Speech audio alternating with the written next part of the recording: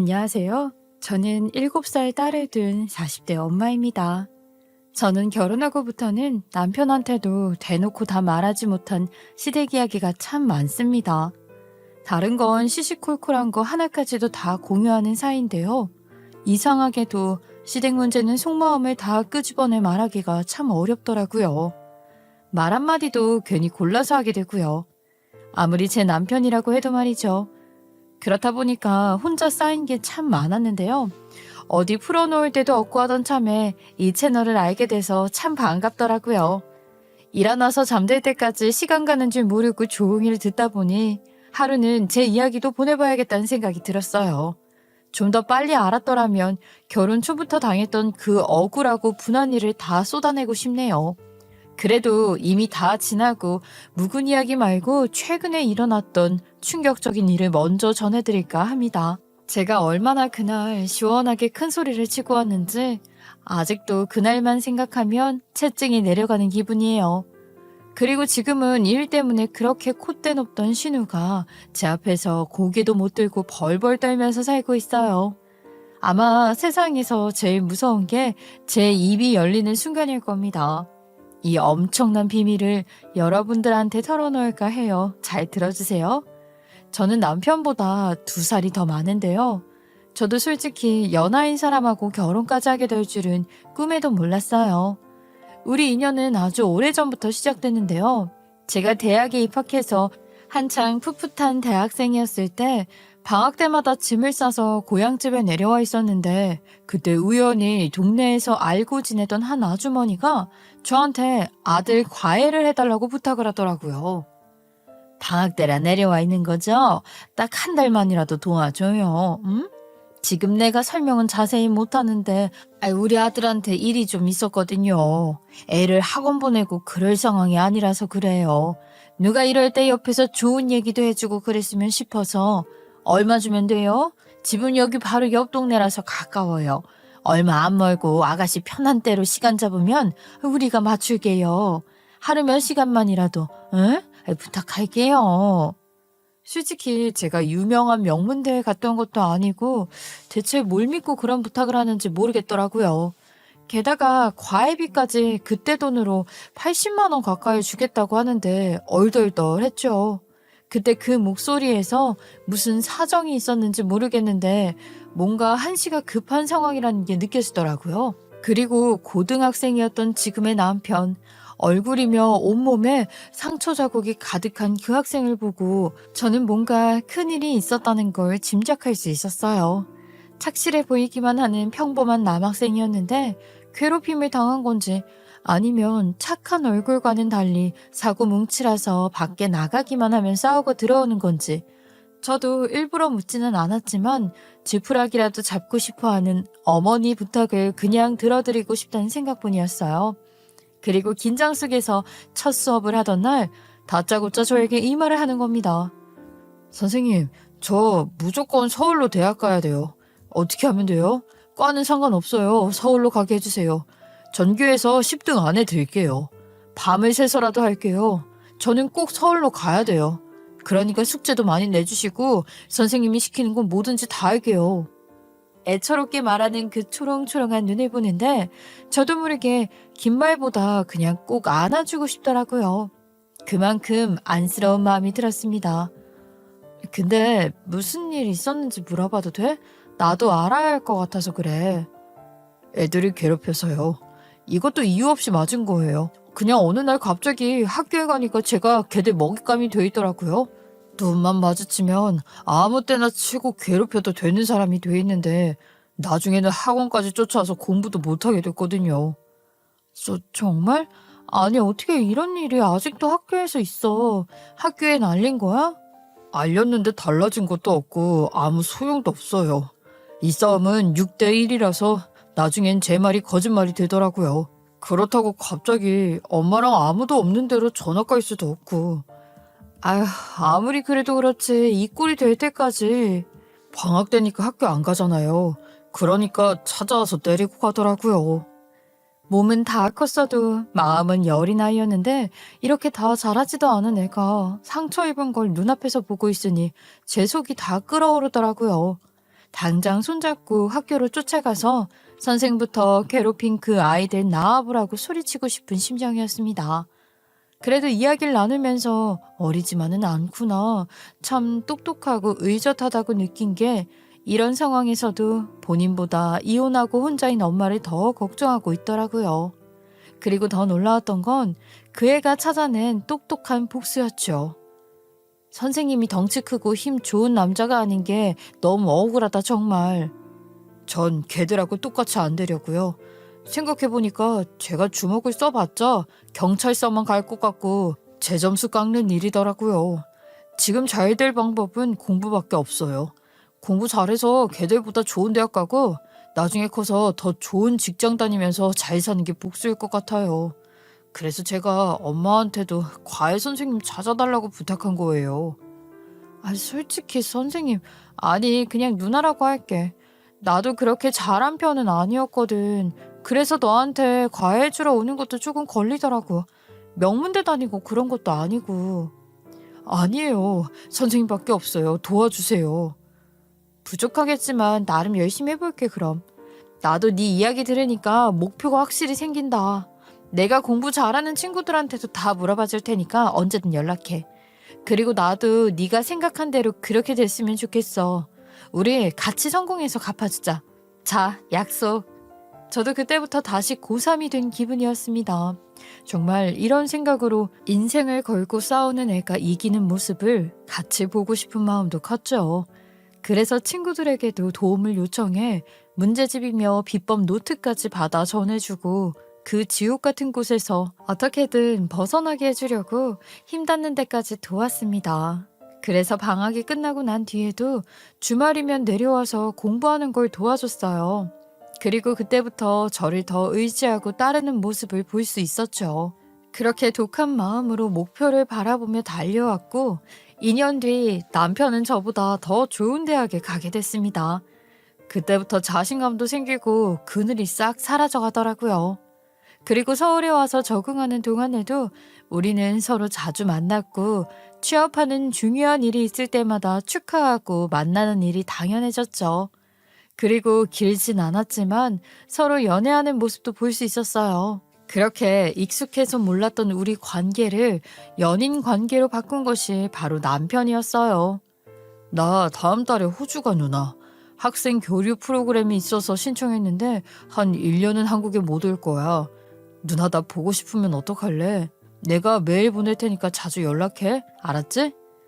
웃기시네. 보고 싶기는 매일 귀찮아서 안 쓸 거야. 너나 기다리지 마라. 그런데 생각지 못하게 남편의 메일을 기다리는 사람은 늘 저였죠. 떨어져 있으니 정말 너무 그립고 보고 싶단 말이 어떤 건지 알겠더라고요.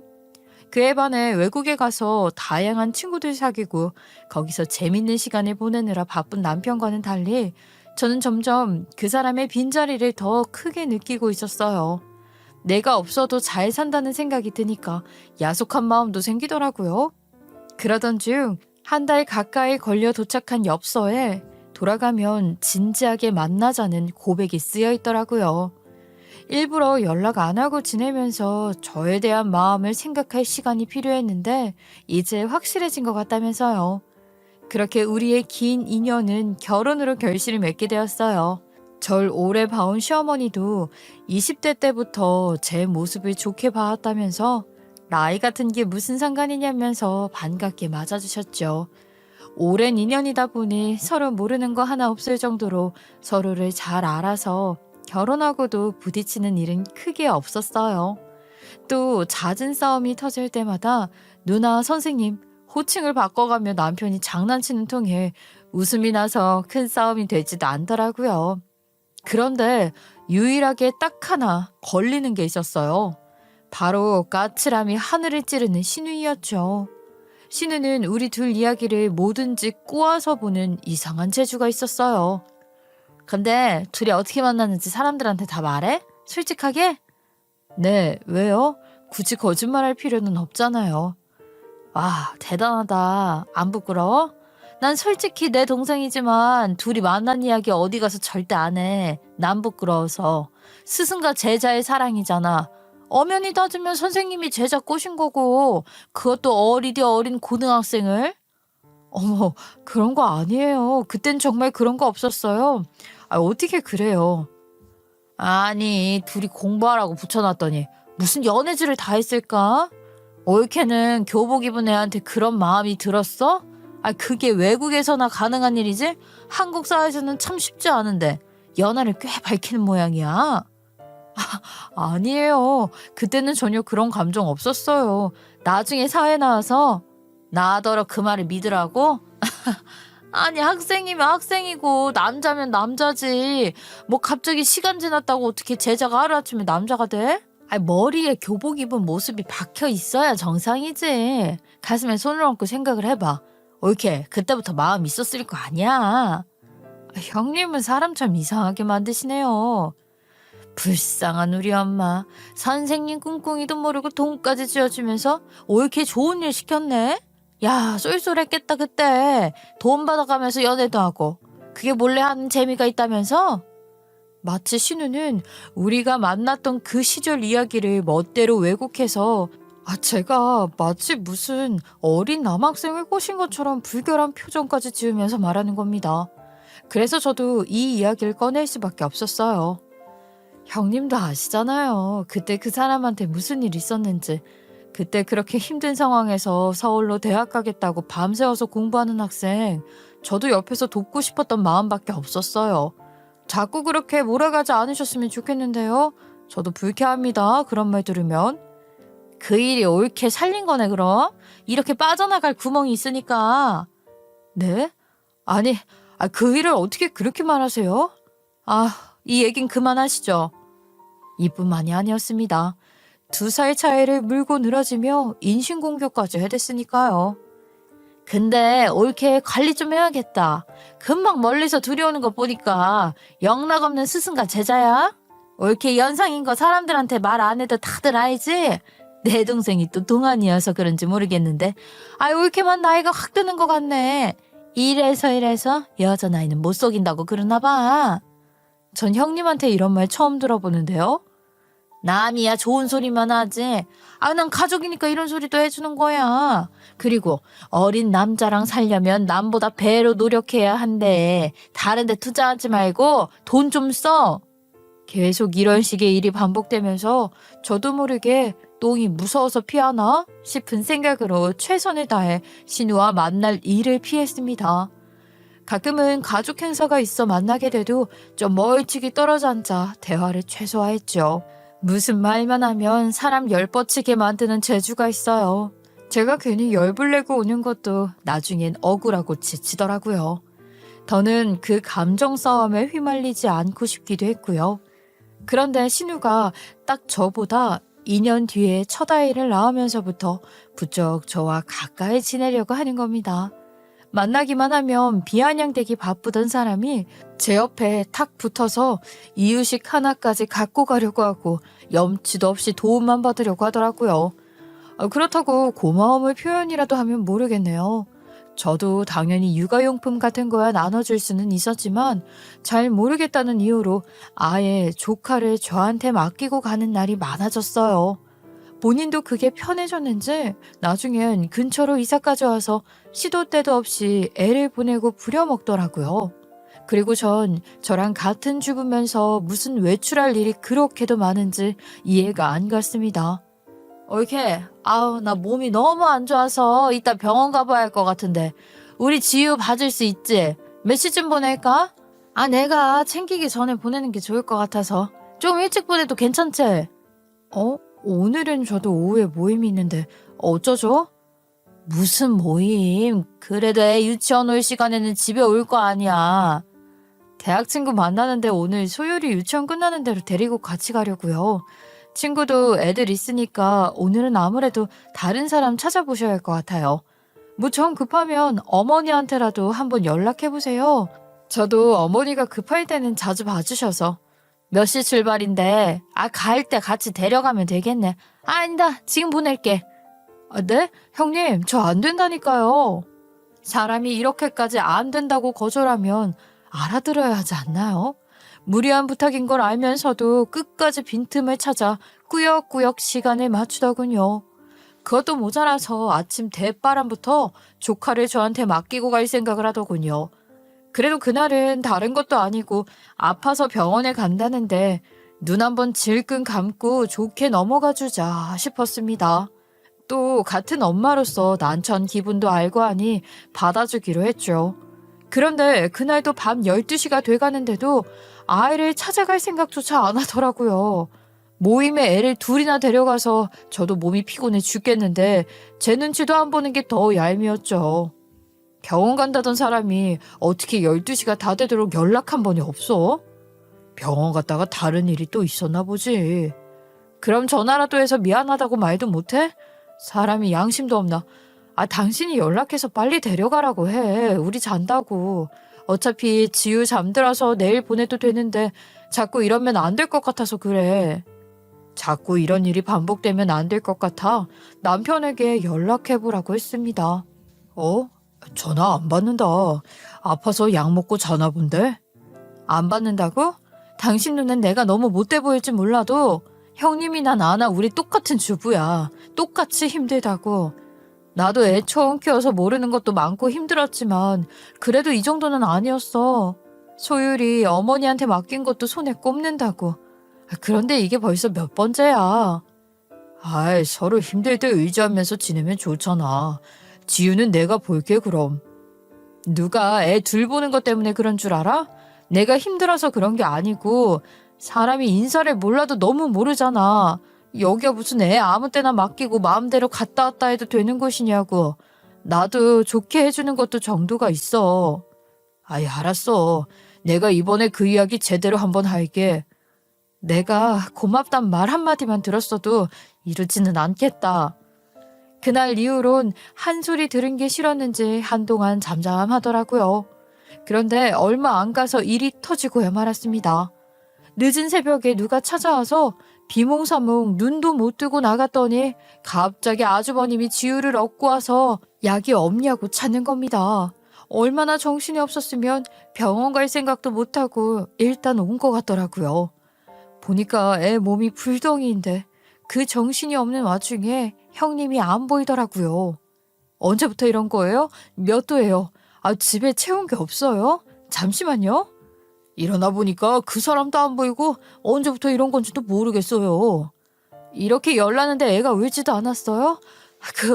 아무래도 응급실 가는 게 낫겠어요. 보니까 약으로는 안 되겠네요. 차키는요? 갖고 오셨어요? 아니다. 이 사람 깨워서 같이 가는 게 낫겠어요. 잠깐만 있으세요. 그렇게 정신없이 남편하고 셋이 응급실로 향했고 다행히 병원 도착해서 열은 내렸습니다. 그런데 의문이었던 게 새벽 3시가 다 된 그때 형님은 갑자기 왜 집에서 사라졌는지 알 턱이 없었죠. 뒤늦게 도착한 형님은 아주버님과 서로 언성 높이며 싸우기만 하고 끝까지 말 안 할 거냐 추궁만 하더군요. 저도 대체 뭐가 뭔지 뭐가 어떻게 잘못된 건지 모르겠더라고요. 거기 괜히 제가 껴서 무슨 말을 하는 것도 경우가 아니란 생각이 들었습니다. 그리고 그날 저녁 형님이 아주버님께도 입을 꾹 다물고 있던 그날의 일을 얘기해 주더라고요. 나 실은 그때 친구 가게에서 일하고 있었어. 옳게만 알고 있어? 그 시간에요? 왜요? 난 부끄러워서 말 못했는데 실은 그 사람이 생활비로 너무 숨막히게 해. 100원 하나까지도 간섭한다니까. 사는 게 아니라고. 그래서 시간 될 때 친구 가게에 가서 일 돕는 거야. 푼돈이라도 벌 생각으로. 아주버님이요? 아니 그렇게 가정적이신 분이 어떻게 그래요? 전에 제가 듣기론 월급도 전부 형님한테 그대로 보내준다고 하던데 아니었어요? 옳게가 살아봐. 남한테만 좋아 보이는 인간 속사정 알면 얼마나 힘든지. 그래도 형님 애들 두고 나가는 건 위험해요. 자다가 사고 날 수도 있고 애들은 엄마 없으면 되게 불안해하거든요. 그 문제는 아주버님하고 좋게 푸셨으면 좋겠어요. 죽을 것 같으니까 그런 거야 내가. 살려고 나갔던 거라고. 옳게는 몰라.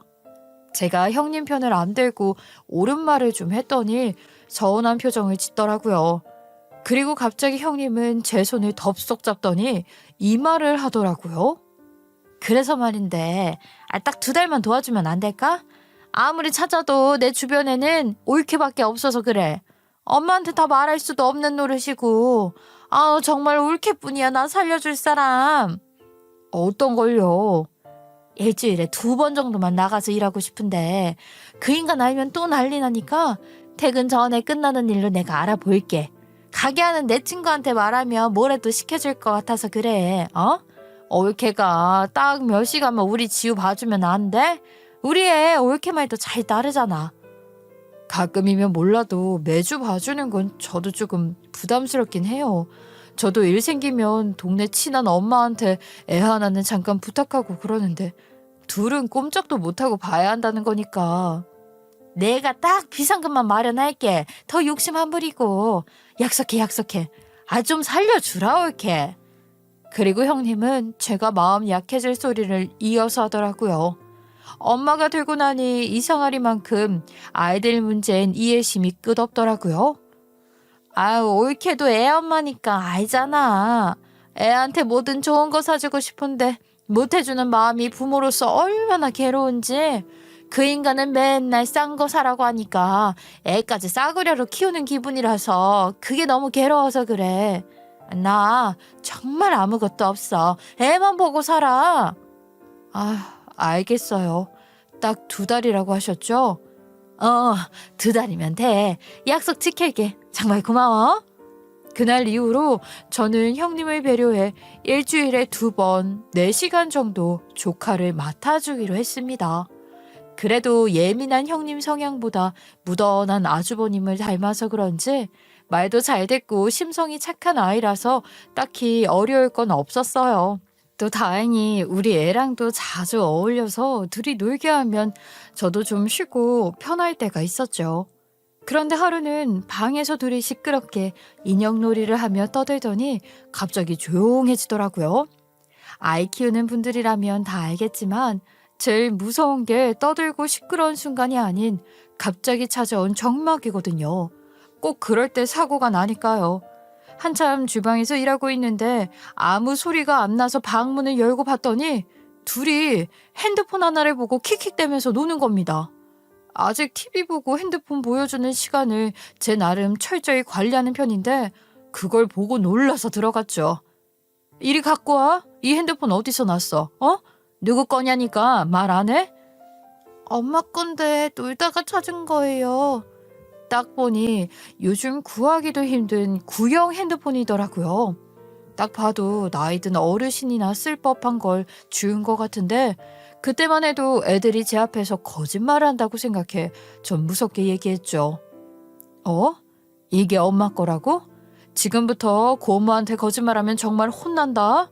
엄마 핸드폰 어떻게 생겼는지 다 아는데 이게 어떻게 엄마 핸드폰이야? 보니까 옛날 거 같은데 어디서 주웠어? 솔직하게 말해. 그래야 주인 찾아주지. 너희들 물건 잃어버리면 속상하잖아. 안 그래? 엄마, 지운 거 아니라니까. 지우가 엄마 차에서 찾은 거래. 알았어. 일단 둘이 놀고 있어. 핸드폰은 고모한테 주고. 엄마랑 아빠한테 비밀로 해주면 안 돼요? 엄마가 아빠 모르게 숨겨놓은 건데 내가 만졌다는 거 알면 아빠하고 또 싸울 것 같아서 그래요. 맨날 엄마가 우리 가족 아무도 모르게 하고 여기 숨기는데. 그럼 엄마가 차에 숨기는 것도 봤어? 고모 비밀인데요. 우리 엄마요. 아빠가 잠자고 나면 저녁에도 핸드폰 찾으러 나가요. 그리고 전 제 손에 그 핸드폰이 들어온 순간 직감했습니다. 내가 절대로 봐서는 안 될 것일 수도 있겠다. 아니나 다를까 떨리는 마음으로 그 안에 문자부터 전화 목록을 본 순간 머리가 띵 하더라고요. 형님의 상간남과 둘이서 쓰는 핸드폰인 것 같더라고요. 주고받은 번호라고는 딱 하나밖에 없었습니다. 그 안에 문자를 보아하니 둘 사이가 꽤 오래된 관계라는 것도 알 수 있었죠. 그리고 형님 아이 생각해서 돈을 벌고 싶다는 그 시간이 이 사람과 만나는 시간이란 것까지 알게 됐습니다. 내일 4시에 같은 데서 봐. 근데 애는 잘 해결한 거야. 그 여자 잘 구슬려 봐. 우리 조만간 1박으로 여행이라도 가려면 잘 이용해야지. 조만간 출장 간다고 하고 길게 잡을 테니까 나만을 위한 수영복도 준비해. 야, 기대된다. 사랑해. 그 마귀 같은 할멈 같은 게 어린 내 동생 데려가 살면 당연히 그 정도는 감당해야지. 우리 엄마 똥기저귀 갈게 하고 싶은데 건강해서 탈이라니까. 일단 내가 애 핑계 대고 잘 구슬려놨으니까 걱정하지 마. 저도 형님에게 제대로 이용당했다는 걸 알게 됐죠. 저도 그 말에 안쓰러워 깜빡 넘어갔으니까요. 차마 남편한테도 어떻게 이 말을 시작해야 좋을까 고민이 되던 때 정신을 번쩍 들게 한 사건이 하나 생겼습니다. 그날은 친정엄마와 시댁 몫까지 김장하기로 한 날이었어요. 어쩌다 친정엄마가 이걸 떠맡게 됐는데 여기에도 사연이 있었어요. 몇 년 전에 시어머니가 허리 수술을 받게 되면서 쭈그리고 앉아있는 것조차 무리가 되다 보니까 김장을 못하게 된 거죠. 그렇다고 어제까지 손수 담가서 먹던 옛날 어른들이 갑자기 밖에서 사 먹는 김치가 입맛에 맞겠어요? 그래서 우리 인정 많은 엄마가 본인이 해서 나눠주기 시작했거든요. 그렇다 보니 이날은 형님도 와서 돕는 게 당연한 일이었죠. 전 본인 애까지 봐주는 마당에 미안해서라도 온다고 할 줄 알았습니다. 최대한 그 일은 배제하고 저도 감정 없이 말하려고 애를 썼거든요. 형님, 김장하는 날 오실 거죠? 답이 없어서 연락해봤어요. 아, 맞다. 근데 그날 일이 있을 것 같긴 한데 노력해볼게. 올 수 있다는 거예요? 못 온다는 거예요? 확실히 말해주세요. 날을 바꾸더라도 셋이 맞추는 게 좋을 것 같아서요. 아무래도 엄마하고 저랑 둘이서 그 많은 양을 하는 게 힘들 것 같아서 그래요. 진짜 올케는 이럴 때 보면 진짜 성격 이상하다니까. 네? 제가 무슨 말을 했다고? 내가 노력한다고 그랬잖아. 노력. 그 뜻 몰라? 어떻게든 시간 내서 가보겠다잖아. 왜 그런 말은 싹 무시하고 무조건 된다 안 된다 그렇게만 말하라고 해. 세상 사는 게 그렇게 다 딱딱 정해져 있어? 그게 아니라요. 저도 형님 확실히 되는 날 맞춰서 같이 하려고 그러는 거죠. 그리고 애들도 셋이면 오는데 한 사람이라도 맡아주면 좋잖아요. 손도 덜고. 둘이서 하긴 벅차다는 거 형님도 아실 텐데요. 전에 어머니랑 해봐서. 몰라. 된다 안 된다 그렇게 확실히 말 못해. 난 올케처럼 그렇게 사는 사람 아니거든. 그리고 올케 식구들이 훨씬 많이 먹지 않아? 식구도 많고. 우리 집은 얼마 갖고 가지도 않는 것 같은데 그걸 꼭 같이 하려고 그러더라. 하루 고생하고 다 같이 나눠 먹자는 건데 그게 그렇게 힘드세요? 말하다 보니 또 제가 신경질이 나서 미칠 것 같더군요. 하루 와서 모이는 것도 갖은 이유 다 갖다 대는데 그냥 오지 말란 소리가 입 밖으로 나올 것 같았지만 그 시간에 또 남자 만나 헛짓거리나 하고 다닐 것 같아서 끝까지 오게 만들고 싶더라고요. 하지만 결국 김장날 형님은 아침부터 전화까지 피하더라고요. 친정집 가서 정신없이 뛰어다니는 애들까지 보면서 하려니 참 보통 일이 아니었죠. 생각할수록 화딱지 나네 정말. 내가 그렇게 오라고 일주일 전부터 연락했는데 노력하겠다면서 끊어버리더라고. 그러더니 아침부터 연락도 안 받아. 참나. 내가 뭐 큰 거 말했어? 정신 없으니까 이럴 때 애들이라도 봐주면 좋잖아. 엄마, 올해는 적당히 줄 사람만 주자. 나 솔직히 이렇게 애쓰고 만든 게 그 여자 입에 들어간다고 생각하니까 화가 나 미치겠어. 그러게. 이럴 때 얼굴이라도 비추지. 사람이 참 그렇다. 엄마는 괜찮아? 오늘따라 더 힘드네. 난 이따 목욕탕이라도 가서 있다 와야지. 온몸에 김치 냄새가 진동하는 것 같아. 그래. 내가 애들 봐줄 테니까 갔다 와. 따뜻한 물에 피로라도 좀 풀어. 그래서 저는 다 끝나자마자 엄마에게 아이 둘을 맡겨놓고 일단 집에 김치만 내려놓고 부랴부랴 목욕탕부터 갔어요. 엄마가 봐줄 시간을 생각하니까 여유롭게 있지도 못하고 대충 뜨거운 물에 몸만 담그고 피로를 풀고 나왔는데 집에 도착해서 저는 당황함을 감추지 못했습니다. 금방까지 제가 갖다 놓은 김치가 하나도 없이 빈통만 덩그러니 남아있는 겁니다. 무슨 김치에 발이라도 달렸나? 영문을 모를 일이었죠. 전 혼자 냉장고를 몇 번이고 열었다 닫았다 베란다를 나갔다 들어왔다 난리를 치고 있는데 그때 형님한테 전화가 걸려왔어요. 올케, 칸이 딱 맞네. 익으면 더 맛있겠다. 역시 올케 어머니 솜씨는 좋으시다니까. 손까지 쪽쪽 빨면서 얄미운 소리를 하는데 말이 안 나오더군요. 설마 형님이 그 김치를 다 갖고 가신 거예요? 왜? 얼마 안 되던데? 간 김에 싹 다 갖고 왔어. 엄마도 나눠주고 그러려고. 아니, 형님, 누구 마음대로 그걸 다 갖고 가요, 네? 가보니까 현관문도 열려있던데 뭔 소리야. 갖고 가란 뜻 아니야? 그러길래 누가 현관문까지 다 열어놓으래. 난 당연히 김치 맛이나 볼까 하고 갔는데 있으니까 들고 왔지. 내가 옛날부터 생김치를 그렇게 좋아했거든.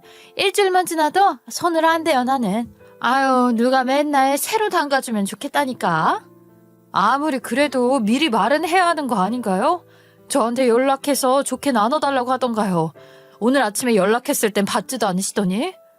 그래서 뭐, 나도 노력했는데 어쩔 수 없었어. 말도 없이 이게 무슨 짓이냐고요. 그것도 전화 한 통 없이. 뭐? 지금 나한테 무슨 짓이냐고 그랬어? 야, 김치 좀 갖다 먹은 걸로 무슨 짓이냐고 하니? 신우한테? 김치 좀 갖다 먹은 게 아니죠, 이건. 저도 모르게 언성이 높아졌습니다. 형님 뒤에서 여태 가족들뿐 아니라 절 속이면서 하고 다닌 것까지 생각하니 더 화가 치밀더라고요. 더럽게 치사하게 구네. 원래 음식은 나눠 먹는 거야. 우리 엄마도 맛 좀 보라고 챙겨주려고 좀 들고 왔다. 어쩔래. 그리고 그 올케갈 배달까지 내가 대신해 준 거잖아. 식구끼리 같이 먹는 게 이렇게 억울할 일이야? 소리까지 지르면서 낮을 일이냐고. 형님한테 경우도 없이. 경우는 누가 없는데요, 지금? 이게 진짜 미쳤나? 너 어디 윗사람한테 큰 소리를 쳐? 윗사람답게 행동하세요. 그럼 대우해드리죠. 본인 한 짓은 생각 안 하세요? 순간 신우도 제 말에 열을 받았는지 또 지긋지긋한 과거일까지 들추며 소리를 질렀습니다. 그러는 넌 얼마나 추한지 모르지. 그 더러운 마음 품고 고등학생한테 접근한 게 떳떳하다고 생각해? 네 과거 다 시간 지났으니까 대충 눈 감고 넘어가는 거지. 너는 내 동생 어릴 때부터 접근해서 발목 잡은 거야. 억지로 결혼까지 끌고 간 것도 네 욕심인 거 모를 줄 알아, 이 가시네야. 참, 모 눈에는 뭐만 보인다더니 딱 그 꼴이네. 너? 지금 뭐라고 그랬냐? 난 옛날부터 정말 궁금했거든요. 왜 이렇게 상황을 나쁘게만 꼬아서 볼까? 근데 어쩔 수 없겠더라고요. 자기가 사는 세상이 그 모양인데 어떻게 제대로 볼 수가 있겠어요? 그렇게 사니까 남도 그렇게 보이는 거죠. 근데 사람이 양심도 참 이렇게 없을 수가 있나 싶어요. 주인도 없는 집 들어와서 김치를 훔쳐가질 않나. 저한테 김치를 담가서 갖다 줘도 부족한 상황 아닌가요? 너 지금 지유 봐준 걸로 생색내고 싶어서 그래? 야, 그냥 대놓고 말해. 생색이요? 그런 형님은 아예 엄마 되는 건 포기하신 거예요? 이게? 야, 무슨 포기? 우리 애 그거 몇 시간 좀 봐줬다고 그러는 거야, 너? 너 지금 나한테 무슨 소리를 짓거리는 거야? 너 네가 저지른 꽃뱀짓 세상에 어디 한번 밝혀봐? 얼마나 웃어지나 한번 볼까? 그래 보세요. 전 떳떳하니까요. 본인이나 부끄러운 줄 아시라고요. 그 어린애 눈에도 다 보이는 짓을 평생 속일 수 있을 줄 알았어요. 형님이 한 그 추악한 행동 가족들한테 얼마나 큰 상처인지 알긴 아시냐고요. 저한테 애 핑계대고 나갔다 들어오면 어느 날 애가 다 커 있을 줄 알았어요? 그러고도 엄마란 소리를 듣냐고 당신이. 야, 너나 제대로 행동해. 나이 어린 남자나 밝히면서 이 추악한 건 너지. 아직도 모르시겠어요? 아니 모르는 척하는 거예요. 상황 파악이 안 되죠. 그럼 잘 들으세요. 저는 제 앞에서 끝까지 고개를 쳐드는 꼴을 볼 수 없어 형님이 쓰던 핸드폰 번호를 불러버렸습니다. 그걸 다 알고 있다고 말해줘야 여기서 입 닫고 고개를 숙일 것 같았어요. 그리고 그 숫자를 다 부르고 나니 그제야 기고만장하던 그 목소리가 잠잠해지더군요. 그걸 어떻게 한 거야? 어떻게 알았냐고 묻잖아. 차에 숨겨놓으신 거 봤어요. 새벽마다 어딜 그렇게 가는지 궁금했거든요. 어머, 너 나 미행이라도 한 거야? 빨리 말해. 나 미치기 전에. 미행이요? 저 그렇게 한가한 사람 아니에요. 지금 누구 때문에 조카까지 봐주느라고 하루가 어떻게 가는지 모르는데 언제 시간을 내서 언제 미행까지 하고 다니겠어요? 근데 지금 저한테 이렇게 대답하라고 큰소리칠 입장 아니신 것 같은데. 제가 그 핸드폰을 열어보지도 않고 이러는 것 같으세요? 이거 아주버님이랑 다 알면 어떻게 될 것 같아요? 어? 아유, 그래. 미안해. 잘못했어. 순간 내가 지금 너무 당황해서 그런 거야. 우리 올케, 네가 어떻게 하면 될까? 그리고 올케가 생각하는 그런 사이 절대 아니야. 옛날에 대학 시절에 친하게 지내던 선후배 사이. 왜 올케도 그런 친구 있잖아. 그냥 좀 친한 사이인데 남편이 워낙 남자친구 싫어하다 보니까 어쩔 수 없이 숨기게 되더라고. 선후배끼리 사랑한단 말도 하던데 사이가 정말 좋으셨나 봐요. 본인 말과는 달리 한껏 불안해진 신우는 목소리까지 떨며 물었습니다. 봤어? 다? 지금 그 핸드폰을 올케가 갖고 있어? 솔직히 전 아직도 아주버님이 이 일을 모르는 게 다행인지 불행인지 모르겠어요. 형님을 위해 이런 큰일을 지켜줄 필요가 있는지 그것도 잘 모르겠고요. 어머, 나 지금 협박하는 거니? 뭐가 필요한데? 말해봐. 협박이요? 제가 형님한테 돈이나 뜯어내서 그걸로 먹고 살 사람으로 보이세요? 그렇다면 사람 한참 잘못 보셨네요. 저 형님보다 부족할 거 하나 없어요. 토끼 같은 딸에 든든한 남편까지 있는데 뭐가 부족해서요? 형님은 이 말만 막을 수 있다면 전 재산이라도 줄 것처럼 굴더군요. 이런 수 저런 수 다 끌어다가 어떻게든 저한테서 핸드폰을 다시 받아내려고 그때처럼 잘 구슬리려고 애를 쓰는 것 같았지만 좀처럼 뾰족한 방법이 나오지 않는 것 같았어요. 사실 그때까지 저도 핸드폰의 행방을 모를 때라 좀 난감하긴 했습니다. 올케, 잠시만. 우리 남편한테 말할 생각이야? 아주 진지하게 고민 중이었어요. 형님 불륜 사실 알게 된 지는 좀 됐거든요. 근데 어떻게 말해야 할지. 아주버님이랑 한참 크는 지유한테까지 상처 주고 싶지 않아서 일단 가만히 있었던 거예요. 다행이다. 그래, 올케. 우리 애랑 남편은 잘못 없잖아. 근데 힘들더라고요, 갈수록. 형님 하는 짓 볼 때마다 저도 비밀로 넘길 수가 있어야 말이죠. 사람인지라 참. 문자에 마기 할멈이라고 부른 것도 아주 잘 봤습니다.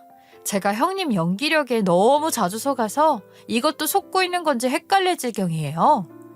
잠시만. 그런 거 아니야. 연기는 무슨 연기야. 오해라니까. 내가 만나서 설명할게. 근데 제발 우리 남편한테 말하는 건 안 돼. 그건 제발 부탁이야. 우리 남편 그거 아는 순간 아무것도 안 남기고 평생 애도 못 보게 만들어서 빈털터리로 내쫓을 사람이라고. 근데 그거 알면서 이런 불륜을 저지른 거예요?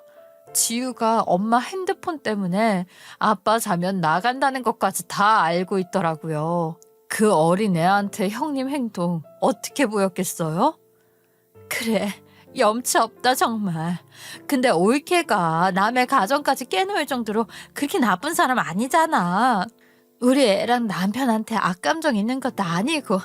그래, 내가 잘못한 건 인정해. 사과할게. 올케가 시키는 것도 내가 이제부터 다 할게. 다 해. 그런데 그때 계속 부재중 전화가 걸려오는 겁니다. 보니까 엄마였는데 제가 전화를 안 받아서 그런지 나중엔 문자로 이 일을 알려주더군요.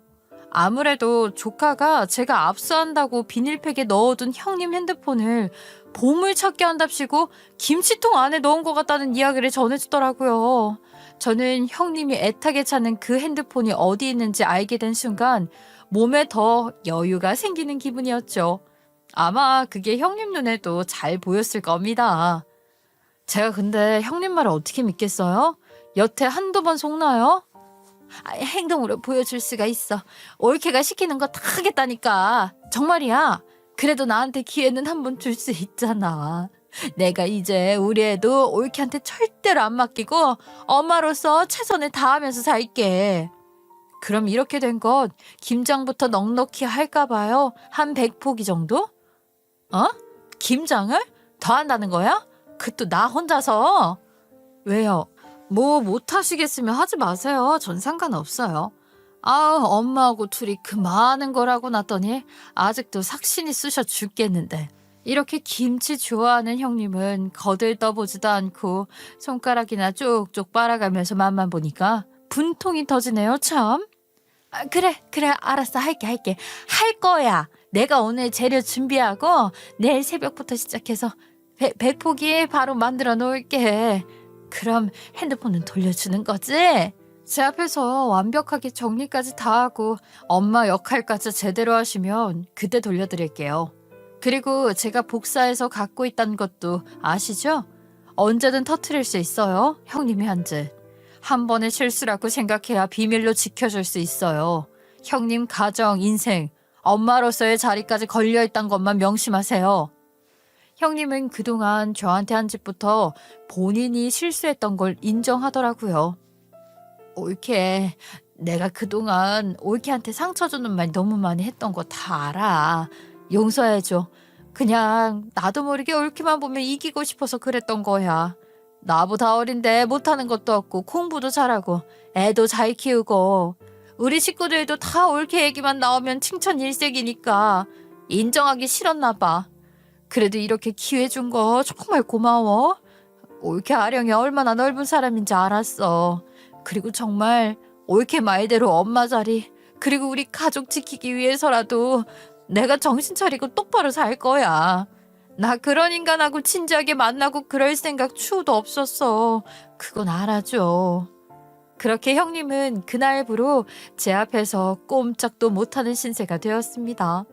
다음날 김치 냄새 풀풀 풍기면서 혼자 죽어라 얼굴까지 김치 양념색으로 벌개져서 김장하는 모습을 보는데 저도 모르게 입꼬리가 실룩대면서 웃음이 터질 것 같았어요. 그리고 김장이 다 끝나고 난 늦은 저녁 제가 김치통 하나를 열어 거기 안에 들어있던 비닐팩에 든 핸드폰을 형님에게 건네줬습니다. 빨간 양념에 버무러진 핸드폰을 손에 넣자 소스라치게 놀라며 제 앞에서 공손하게 머리를 숙이더라고요. 알았어, 약속할게. 나 정말 잘할 거야. 제대로 살 거야, 이제부터. 그리고 전 마지막으로 이 말을 했습니다. 아니요, 그런 말 하지 마세요. 저는 더 이상 말로 상처 주고 말로만 노력하고 그러는 거 저도 안 들을 겁니다. 행동으로 확실하게 보여주세요. 이제부턴 형님이 하는 행동만 보고 판단할 거니까요. 알았어, 나도 개가천선 해볼게. 그럼 일단은 올케가 가지고 있는 그 증거부터 먼저 지어주면 안 될까? 나도 주는 게 있으면 받는 게 있어야지. 형님 벌써부터 머리 쓰시는 거예요? 저도 이걸 볼모로 가지고 있어야죠. 증거 다 지워버렸다가 나중에 형님이 딴소리 하시면 저만 바보 되는데 저를 뭘로 보시는 거예요? 형님 자꾸 머리 쓰지 마시고 정직하게 하세요. 그럼 저도 지우는 거 생각해 볼 테니까요. 아유, 알았어, 올케. 내가 잘할게. 요즘은 말보다 행동으로 보여주라는 제 말 때문인지 요즘은 제 말 한마디가 떨어지기가 무섭게 먼저 움직이고 먼저 돕는 모습을 볼 때마다 제가 알던 사람이 맞나 싶을 정도로 잘하고 있습니다. 저는 내심 형님의 불륜 사실을 알고 나서 제일 먼저 걱정됐던 사람이 바로 아주버님과 착한 조카였는데 솔직히 이 비밀을 쥐고 있는 게 형님이 제 앞에서 더는 함부로 행동 못하는 걸 막고 싶은 마음도 있지만 더 큰 목표는 그 두 사람이 상처받지 않고 살았으면 하는 마음입니다.